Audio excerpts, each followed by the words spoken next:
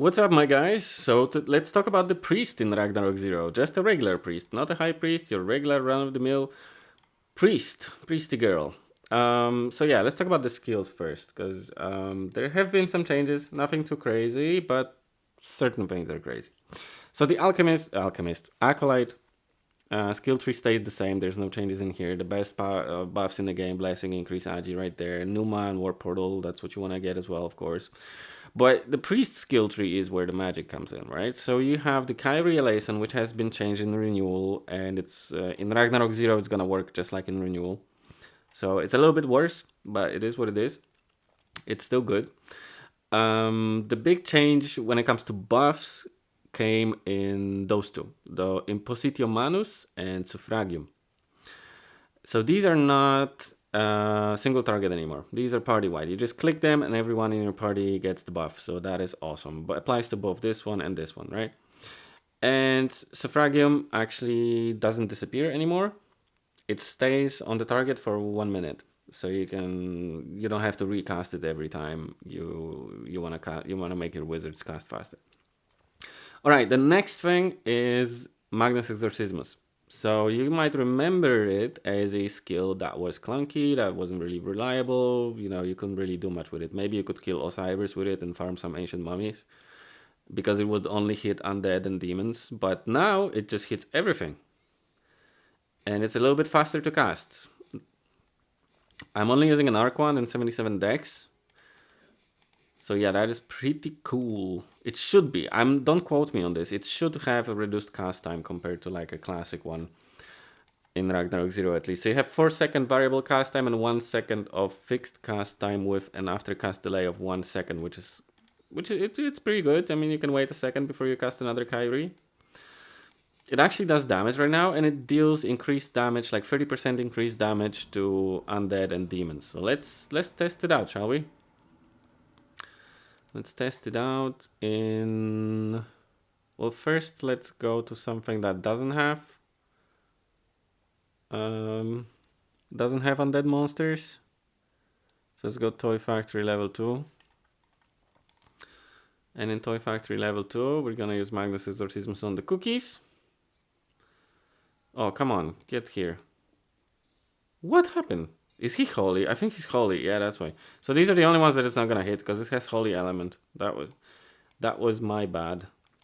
Yeah, so the cookies are holy. I never knew that. Is this guy holy? No, this is normal, right? Neutral, yeah. Boom.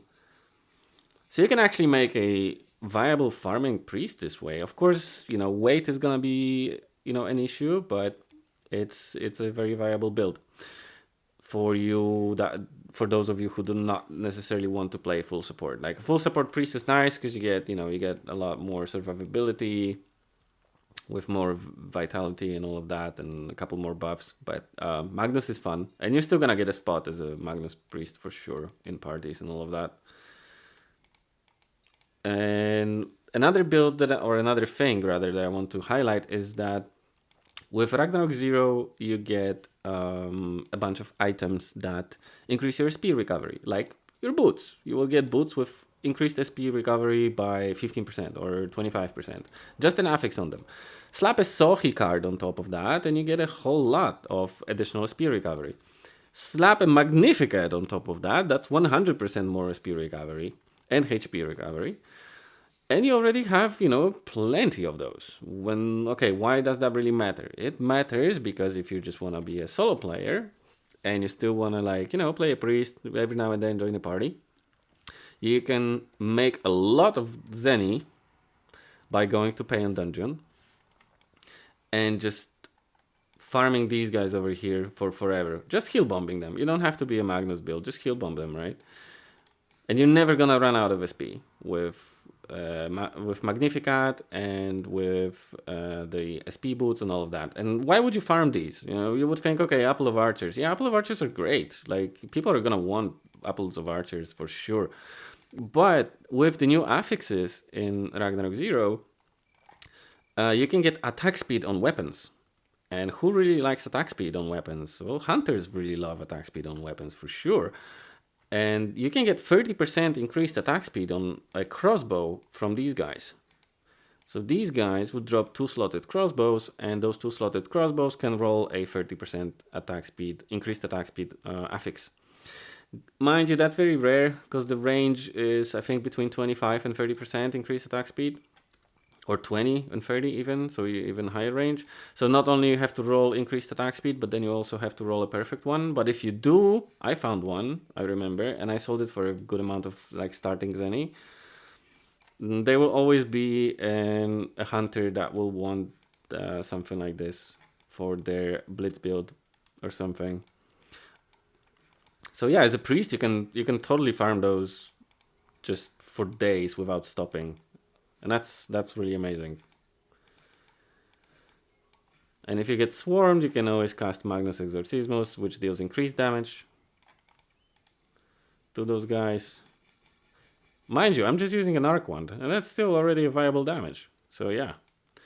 Of course, you still have turn undead, but I don't see why would you want to turn undead when you can Magnus, and it actually works. Right, that's it. That about the priest really. They didn't really need to improve on much for this class. I mean, it was already really strong as it was. Now it's just like almost overpowered. I wanted to say overpowered, but it's almost overpowered, right? All right, I'll see you in the next class video, probably tomorrow.